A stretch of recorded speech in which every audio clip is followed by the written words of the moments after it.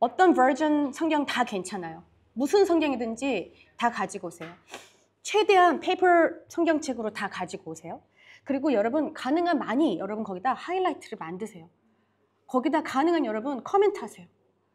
여러분이 지금 느끼고 지금 경험한 것들을 포인트 적고 집에 가서 다시 한번 꼭 보세요. 누가복음 오는 1장입니다. 자, 질문 있어요.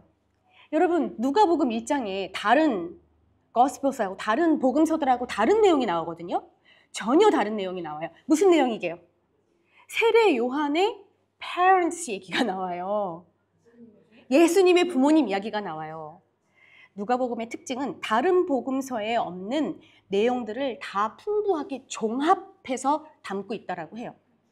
자, 누가복음 1장에서 스가랴, 엘리자벳. 근데 스가랴의 이름은 우리가 잘 모르죠. 엘리자베스는 많이 아는데 스가랴와 엘리자베스는 자식이 없었다라고 나와요. 그 시대에는 자식이 복이에요. 근데 자식이 없으면 복이 없는 사람이에요. 요즘 시대는 과연 무엇이 복이 없는 사람이라고 할까 생각해봤는데 역사를 봤을 때 지금은 자본주의 시대예요. 그렇죠? 그러니까 돈이 많으면 잘 사는 거. 어저께 로또가 왜 이렇게 높이 올라갔나 봐요? 주변에서 로또 안 사던 사람들이 저한테 7명이 다 로또를 샀다고. 내가 다 똑같아.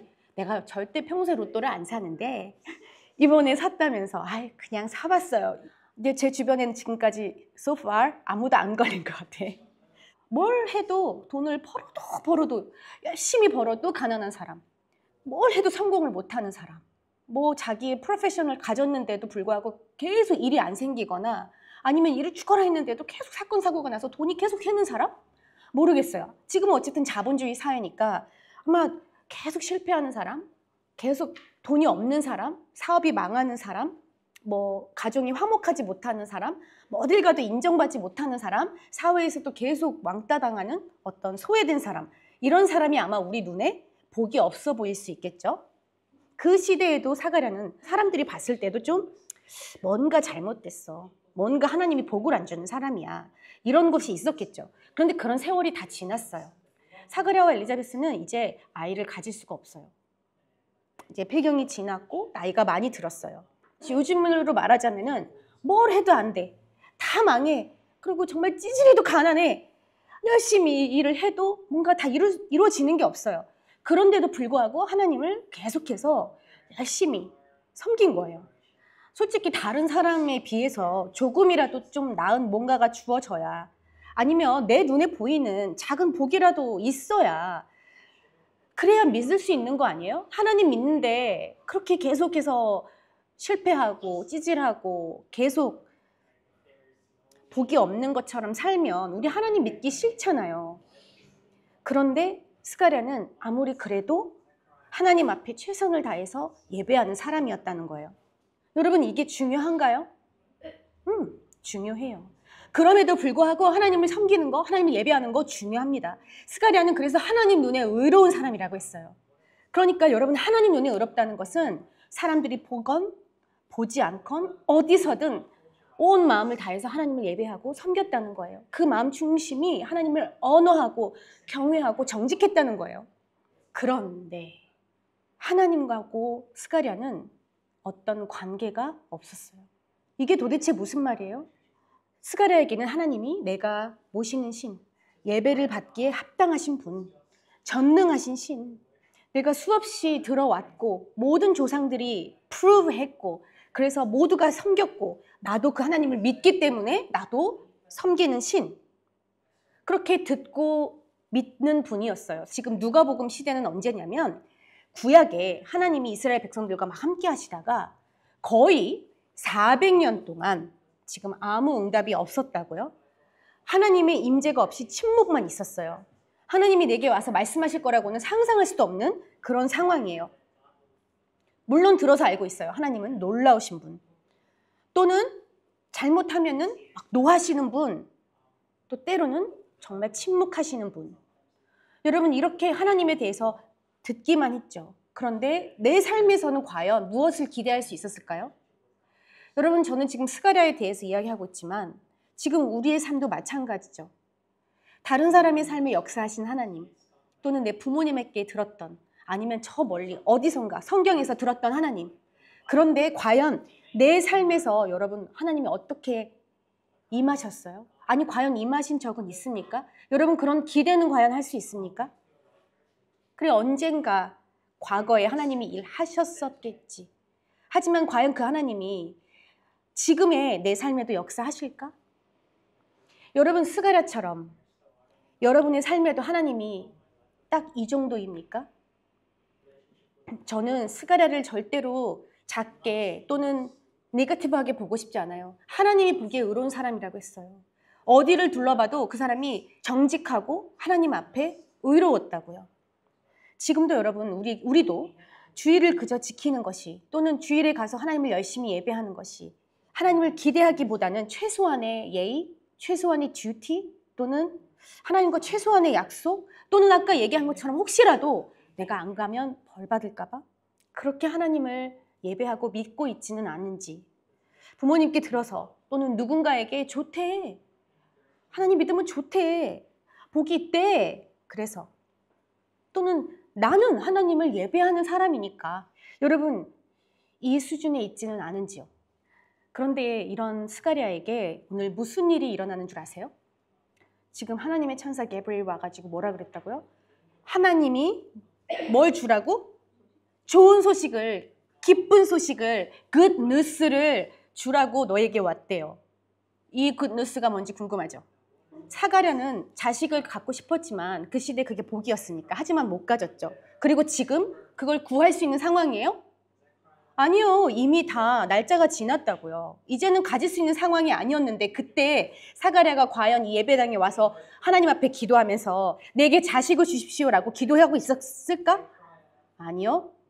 벌써 하나님이 임하시기는 400년이 지났고 지금 사가랴는 이미 그 일은 끝났고 지금 하나님 앞에 와서 아마도 하나님 이 시대에 나타나셔서 우리에게 말씀해 주세요. 그동안 계속 침묵하셨지만 침묵을 그치고 우리를 불쌍히 보고 우리 가운데 임재해 주세요.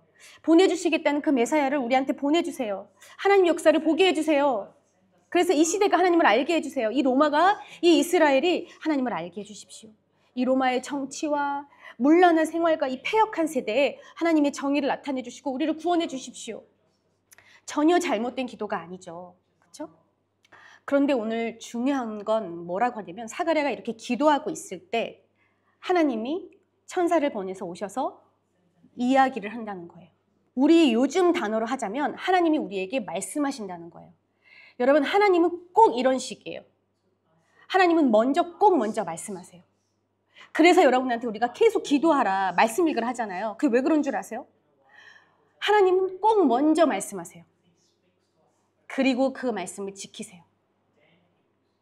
그런데 스가랴가 심지어 기도하는 사람임에도 불구하고 기쁜 소식을 너에게 전해줄게, 자식을 주겠다라고 했는데도 불구하고 스가랴는 어떻게 그런 일이 일어날 수 있습니까? 나한테? 믿을 수 없습니다 라고 해요.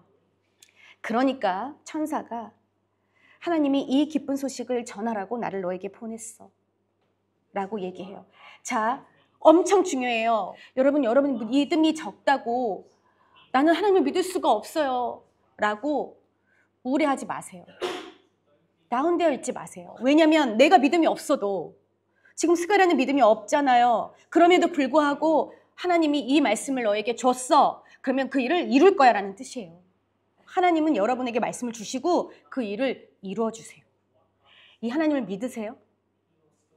그런데 스가랴가 묻지도 않았던, 자식 주세요라고 묻지도 않았던 너에게 자식을 줄게라고 굿뉴스를 주시는데 하나님이 우리가 구하지 않을지라도 우리의 마음 깊은 것도 아시고 우리의 소원도 아시고 그리고 하나님은 우리에게 다가오셔서 우리에게 굿뉴스를 약속해 주세요. 좋지 않아요? 이 하나님 너무 좋죠. 그런데 우리는 이렇게 생각하죠. 진작에 주시지. 그러면 이렇게 고민하고 포기하고 결국에 다 내려놓기 전에 진작에 주시지. 왜 이때 지금 하나님은 스가랴에게 다가오셔서 이 굿뉴스를 주실까요? 하나님은 하나님의 때가 있고 하나님의 계획이 있어요. 그래서 그때로 우리를 초청하세요. 그런데 그게 하나님은 능력이 충만하시기 때문에 그게 시간과 능력에 리밋이 없는 거예요. 성경에서 우리는 이 일을 많이 볼 수가 있죠. 중요한 건 뭐냐면 하나님이 우리에게 말씀하시는 거예요. 그러면 이루어지지 않을 수 있는 일이 없는 거죠.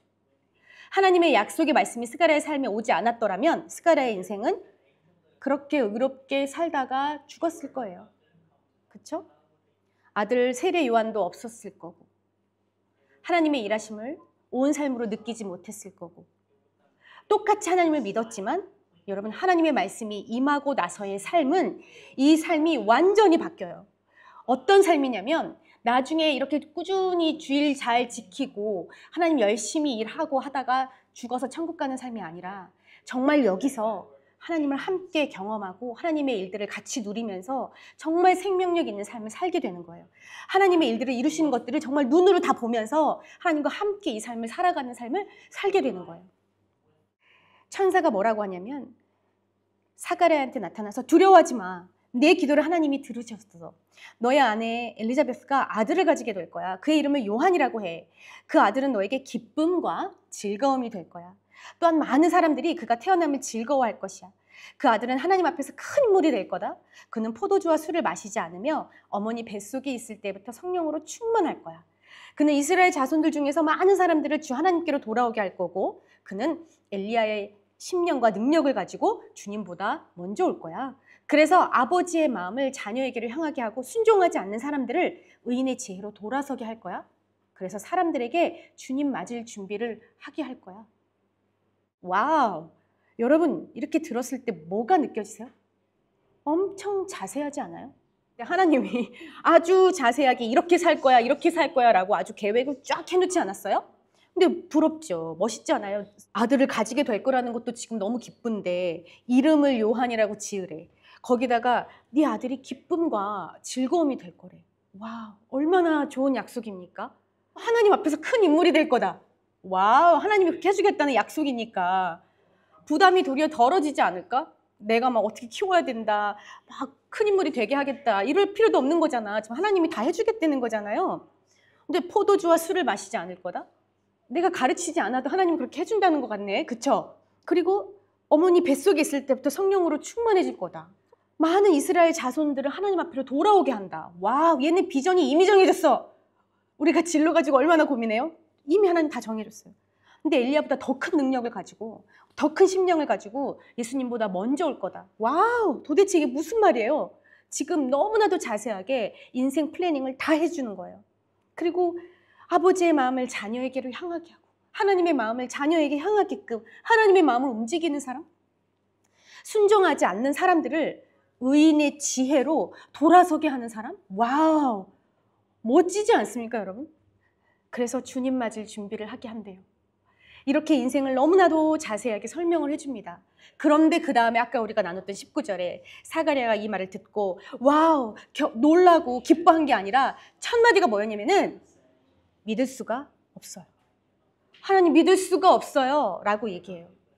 자, 그러니까 무슨 일이 일어나는 줄 아세요? 지금 애가 생기기도 전이잖아요.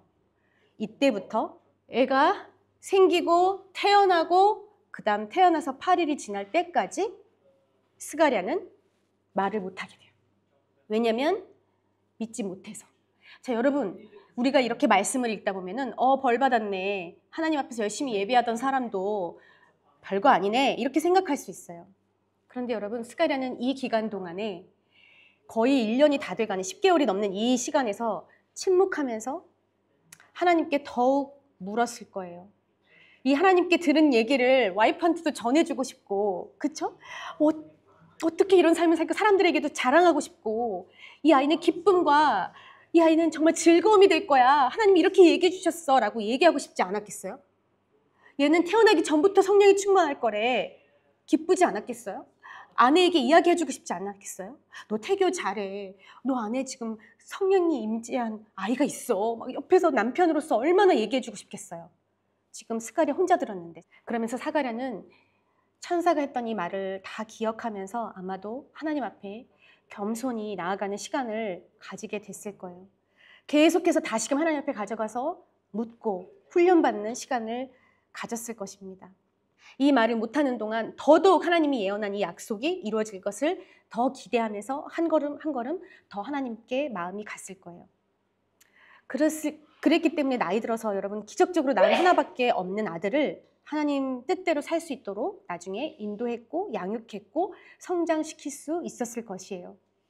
여러분 이렇게 늦둥이로 아들을 낳아서 얼마나 이 부모님이 잘 키우고 싶었겠어요. 그렇죠? 얼마나 귀하겠어요.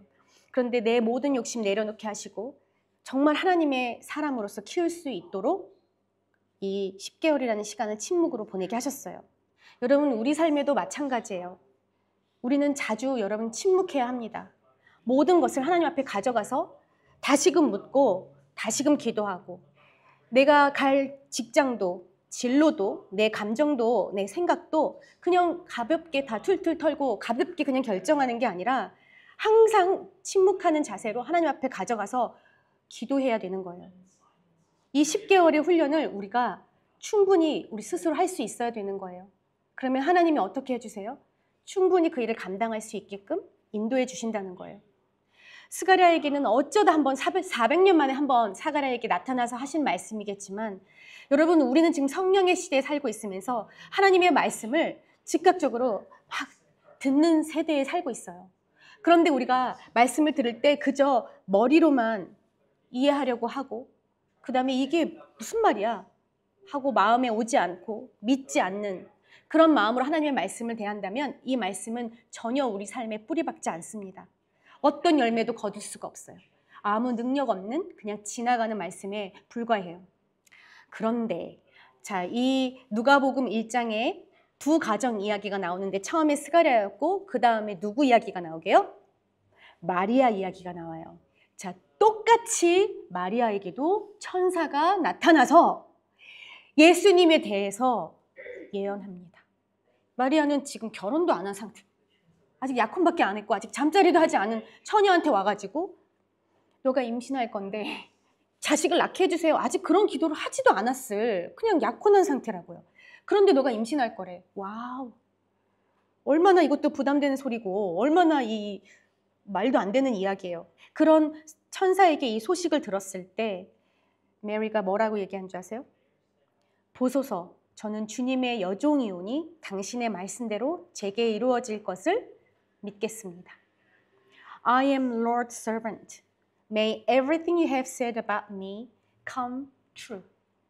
여러분 하나님이 내가 예배를 드리는 분, 내가 믿는 분 이런 분이 아니라 하나님이 내 삶의 주인이시고 하나님이 말씀하면 그대로 되어지는 삶.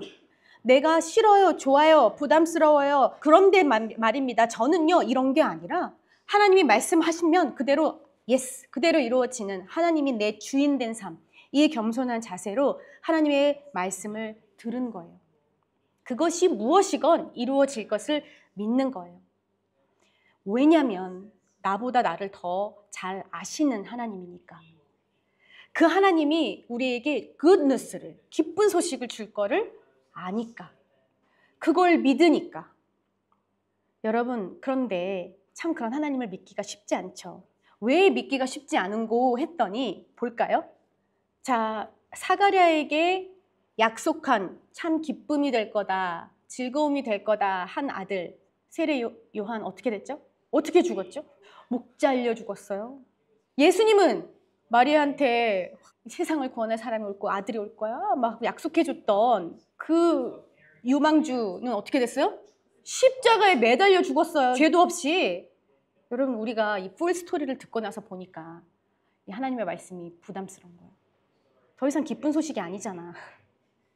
그런데 여러분 하나님이 우리 안에 함께 하신다는 것은 하나님의 말씀이 우리에게 임하신다는 것은 그 기쁜 소식이 우리 삶뿐만이 아니라 다른 삶까지 완전하게 하나님이 이루신다는 뜻이에요. 예수님이 없었으면 이 모든 세상이 구원받지 못했다고요. 마리아는 그 예수님의 삶을 이해했을까요?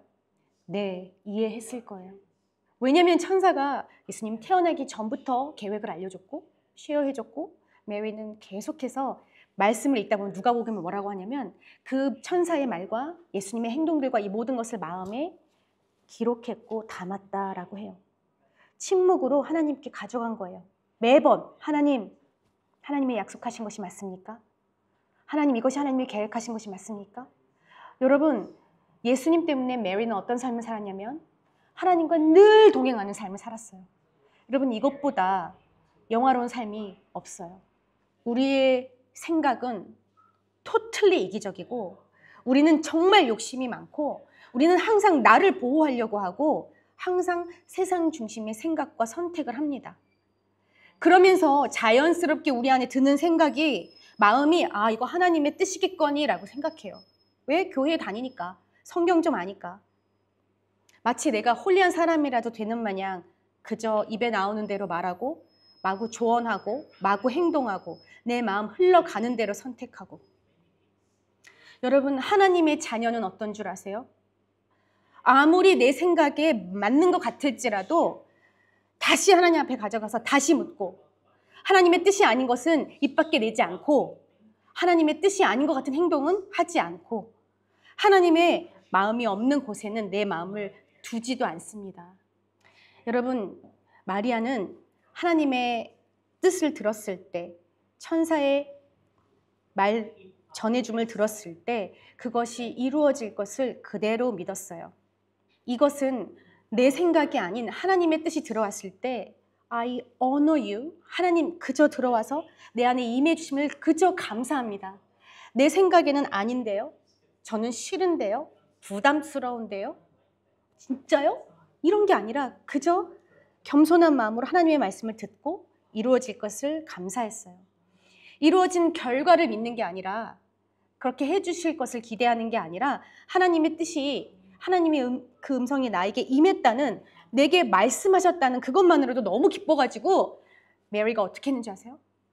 누가복음 1장에 보면 하나님을 찬양해요. 그냥 하나님을 찬양해요. 어떻게 나 같은 존재에게 하나님의 말씀이 오셔서 임했는지, 그것만으로도 너무나도 감격해서 하나님을 찬양합니다. 그 과정이 어떻건, 그 결과가 어떻건, 나중에 그 자식이 십자가에 매달려 죽건, 속을 썩이건 어떻건, 이것이 성령의 말씀에 대한, 전능하신 살아계신 하나님에 대한 우리의 자세예요. 기쁜 소식을 가지고 오신 하나님에 대한 자세. 우리는 이렇게 하나님의 말씀이 내 안에 옴으로 인해서 그때 하나님을 알게 되고, 우리가 그걸 믿음으로, 겸손한 마음으로 그대로 받아들임으로 우리의 믿음이 자라나게 돼요. 이 모든 일이 일어나기 전에. 그러므로 우리가 말씀을 만나야 하는 때는, 말씀을 읽어야 하고 들어야 하고 접해야 하는 때는 고난의 한 중간이 아니라 아무 일도 없을, 바로 그때 잠잠히 겸손히 하나님을 바라는 거예요. 우리는 세례 요한의 삶을 잘 알고 있습니다. 세례 요한의 별명이 뭐냐면 광야에서 외치는 소리예요. 무슨 별명이 그래. 광야에서 누가 듣는다고 거기서 소리가 나. 그쵸? 세례 요한은 어린 시절부터요, 그 요르단 광야에서 지냈어요. 거기서 혼자 지내면서 메뚜기 먹고요, 야생 꿀 따먹으면서요, 여기저기 홈리스처럼 돌아다니면서 집도 없고 텐트 치면서 돌아다녔어요. 부모님에게 과연 기쁨이었을까요? 집에 있지도 않아. 돌아다니면서 뭐 옷도 제대로 입지도 않아. 그냥 어디 가지고 어떻게 걸치고, 먹는 것도 다 야생 막 메뚜기 잡아먹고, 그러면서 사람들이 듣지도 않는 광야에 나가서 회개하라고 외치고 다녀요. 그런데 분명히 성경에 말하기를, 사가랴와 엘리자베스가 요한 그러지 마. 얼른 집으로 들어와. 너는 성령의 사람이야. 너는 많은 사람을 구원할 거고 지혜로 가르칠 거야. 이러면서 학교에 가야지. 이러지 않았어요, 여러분. 그 말은 사가랴와 엘리자베스도 성령에 깨어서 이 하는 일을 다 알고 있었다는 거예요. 그렇기 때문에 계속해서 기쁨과 즐거움이 되고 있었을 거예요. 요단 강가에서 지내면서 강가에 오는 사람들에게 회개의 세례를 베풀며 살았습니다. 그러던 중에 요한은 예수를 만나게 돼요. 그리고 심지어 예수님에게 세례를 베풀죠.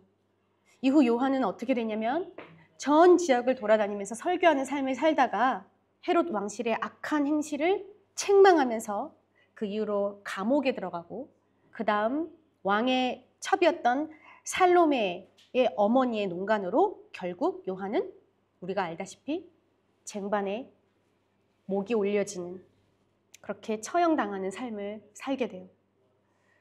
여러분, 삶 전체를 복음 전하다가 젊은 나이에 순교하는 인생, 참 부담스럽죠? 여러분, 참 겸손의 자리에서 자신을 예수님의 신발끈 풀기도 벅찬 존재로 여기면서 정말 광야에서 외치는 소리, 예전부터 예언되어 왔던 하나님의 약속의 삶을 산 여러분, 이 세례 요한의 삶이 어떻게 보이세요? 하나님이 세례 요한과 같은 인생을 여러분에게 계획하고 계시다면 여러분 기쁨으로 받아들이시겠습니까? 겸손으로 감사와 찬양으로 하나님의 음성이 임했을 때, 그 뜻이 여러분 삶에 이랬을 때 찬양 드리실 수 있겠어요? 마리아에게 예수를 약속하시면서 십자가에 매달려 죽을 것에 감사하실 수 있겠어요? 내 생각과 하나님의 생각이 맞아야만 받아들이고, 내 생각과 하나님 생각이 다르면 하나님의 생각을 쳐내버리고 내 뜻대로 하나님의 생각을 바꿔달라고 하지는 않으십니까?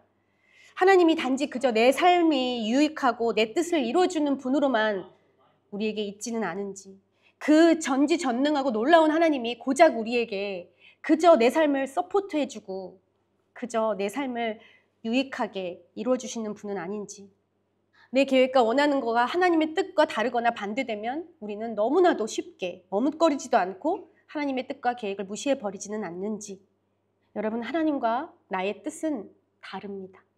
그렇기 때문에 우리는 모든 삶에서 무슨 생각이든 무슨 마음이든 전부 다 하나님께 가져가야 해요. 그리고 이걸 기억하세요. 하나님은 나보다 나를 더 사랑하세요. 마찬가지입니다.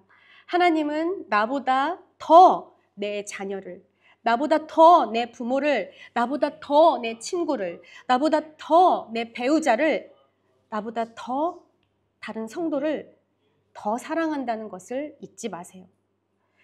오늘 사가랴와 엘리자베스, 메리, 요셉 전부 다 하나님의 음성을 듣고 그 삶을 살아가면서 하나님이 나보다 더 내 자녀를 사랑하시고 더 확실한 계획을 가지고 계시고 더 정확하시고 또한 그 일을 이루시는 분이시라는 것을 이 두 부모는 알고 있었습니다. 그래서 하나님의 일들이 이루어질 때 이것을 기도로 더 서포트할 수 있었고 자기 멋대로 양육하지 않을 수 있었어요. 여러분, 사가랴는 거의 10달의 침묵이 지나면서 믿음이 굳건해지고 겸손해지면서 성령으로 충만해서 하나님을 찬양하게 되고 요한에 대한 정확한 피겨를 갖게 돼서 나중에 거의 10개월이 지난 후에 침묵이 풀리면서 정확한 예언을 하기에 이르게 돼요. 사뭇 처음에 의심하던 모습과는, 처음에 너무 놀라서 어떻게 그런 일이 일어나겠습니까 하던 반응과는 너무나도 다른 모습으로 누가복음 1장이 끝이 나요. 사가랴는 굳건한 믿음과 겸손함과 또한 성령의 충만함으로 하나님을 찬양합니다. 여러분, 요한을 통해 이미 사가랴는 복을 누리고 있어요. 이렇듯 하나님은 우리 모두를 세워가고 있습니다. 지금 일어나고 있는 일에 여러분 초점을 맞추게 하지 않으시고 하나님의 뜻에 더더욱 우리가 귀를 기울이게 해요. 지금 우리 눈에 보이는 게 아니라 하나님의 말씀, 하나님의 약속을 먼저 귀 기울이게 하세요. 우리가 하나님을 믿을 때 그저 하나님의 존재만을 인정하고 두려움에 그저 교회 가는 게 아니라 이것이 뭔가 맞을 것 같으니까 로또처럼 믿는 게 아니라 정확히 성령을 경험하고 하나님의 그 깊은 계획을 알고 살아계신 하나님을 만나고 또 매 삶에서 일하고 계시는 하나님의 살아계심을 경험하면서 확실한 믿음을 갖게 되시는 오픈처치 성도들 되기를 축원합니다. 이 이후의 스가랴의 삶은 우리가 보지 않아도 알 수 있어요. 계속해서 하나님의 뜻을 묻고 계속해서 그 뜻대로 인도함을 받으며 매일 깨어서 생명력 있는 신나는 삶을 살았을 거예요. 그저 의무감에 교회 나오고 하나님을 섬기는 예전의 삶이 아니라, 그저 열심을 다해서 하나님을 섬기는 그런 삶이 아니라 하나님의 뜻이, 하나님의 말씀이 내 삶에 실제로 임하는, 그래서 진짜 기쁜 뉴스가, 진짜 굿 뉴스가 내 삶에 임하는 삶을 계속해서 경험하고 겸손하게 하나님 말씀에 귀 기울이게 되는 그 믿음을 갖고 사는 삶이 됐을 거예요.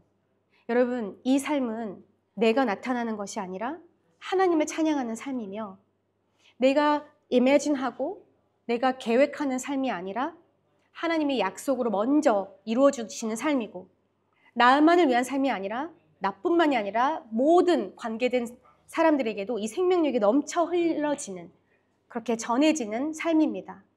사가랴가 여러분 입이 트이고 나서 나 아들 생겼어. 하나님이 내 기도에 응답해 줬다니까. 이렇게 이야기하지 않으셨어요. 하나님을 찬양하면서 이 모든 일을 이루신 하나님 감사합니다. 그렇게 하실 것을 믿습니다. 오로지 온 삶이 다 하나님께 집중이 돼요.